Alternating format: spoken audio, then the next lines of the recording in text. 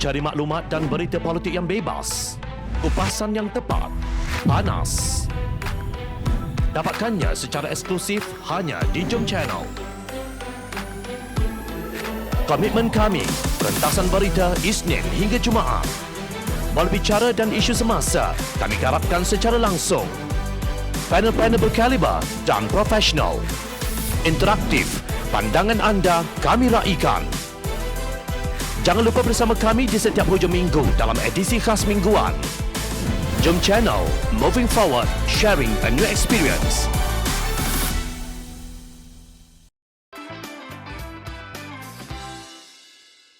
Parlimen mesti bersidang. Menteri di Jabatan Perdana Menteri Parlimen dan Undang-Undang Datuk Seri Taqiyuddin Hassan dalam satu kenyataan berkata Kerajaan Persekutuan sentiasa menjunjung titah pandangan Seri Paduka Baginda Yang di-Pertuan Agong dalam semua hal berkaitan pemerintahan negara termasuklah berhubung dengan persidangan Parlimen.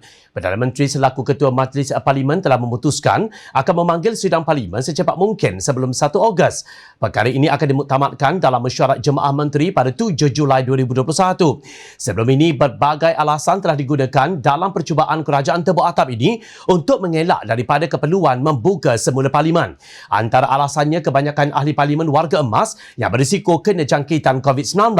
Setelah Yang di-Pertuan Agong Al-Sultan Abdullah Sultan Ahmad Shah dan Majlis Raja-Raja menitahkan supaya Parlimen bersidang secepat mungkin, keluar pula alasan hendak menubuhkan satu jawatan kuasa bagi mengadakan Parlimen hybrid. Tetapi paling kelakar ialah kenyataan Ketua Penerangan Bersatu, Datuk Wan Saiful Wan Jan yang mencabar Datuk Seri Anwar Ibrahim. Tetapi mana jaminan dan komitmen Ketua Pembangkang dan anak-anak muridnya bahawa sidang Parlimen yang akan diadakan itu wajib digunakan untuk membincangkan isu-isu rakyat dan bukan untuk mengejar impian politik peribadi dengan cara menggugat kestabilan pentadbiran negara. Adakah Anwar sanggup beri jaminan bahawa segala rencana politik peribadi akan dihentikan? Katanya dalam satu kenyataan. Beliau juga mempersoalkan tindakan kesungguhan Anwar dan Pakatan Harapan menyokong titah agung agar Parlimen segera bersidang. Syah Anwar dan anak-anak muridnya begitu galak menyokong kali ini kerana sudah tidak sabar untuk menyambung usaha menggugat kestabilan negara demi untuk merampas kerajaan. Walaupun Yang di-Pertuan Agong dan rakyat mahukan semua ahli berhenti berpolitik sementara negara berperang dengan pandemik COVID-19, Anwar dan muridnya masih rakus ingin merampas kuasa, tegasnya. Begitulah perasaan perampas kuasa. Mereka sentiasa dirundung ketakutan bahawa kuasa yang dipegangnya melalui rampasan kuasa itu akan tumbang. Mungkin Wan Saiful tidak membaca kenyataan yang dikeluarkan oleh penyimpan Maha Besar Raja-Raja Tan Sri Syed Daniel Syed Ahmad dan 7 perkara yang dipersetujui secara bersama Majlis Raja-Raja. Raja-Raja pemerintah berpendirian pentingnya dihormati mekanisme semak dan imbang antara cabang eksekutif, cabang legislatif dan cabang kehakiman untuk menjamin berlakunya tadbir urus yang lebih telus, berintegriti dan bertanggungjawab kepada rakyat, terutama dalam hal ehwal keuangan dan perbelanjaan negara. 2 daripada 7 perkara tersebut menyebut nyawa dan kehidupan rakyat masih diutamakan mengatasi perkara-perkara lain. Dan perkara ke-6 yang menyatakan pentingnya sebuah kerajaan yang stabil dan mendapat keyakinan serta mendapat sokongan majoriti rakyat. Jelas, 2 perkara itu menunjukkan Raja-Raja Melayu sudah tidak yakin Kerajaan Perikatan Nasional dapat menangani masalah yang dihadapi rakyat dan negara. Bukan itu sahaja, timbalan Yang di-Pertuan Agong Sultan Nazrin turut mengingatkan rakyat negara ini yang beragama Islam supaya melakukan tindakan mengikut syariat Islam yang disuruh oleh Allah menerusi khutbah Jumaat di negeri Perak. Kalau kenyataan Yang di-Pertuan Agong dan Raja-Raja Melayu itu tidak mengisafkan gerombolan tebuk atap, kita tidak tahu apa lagi yang boleh membuka mata dan telinga mereka. Dalam pada itu, Majlis Presiden Pakatan Harapan memandang serius kenyataan media Istana Negara yang terbaru yang bertarikh 29 Jun 2021.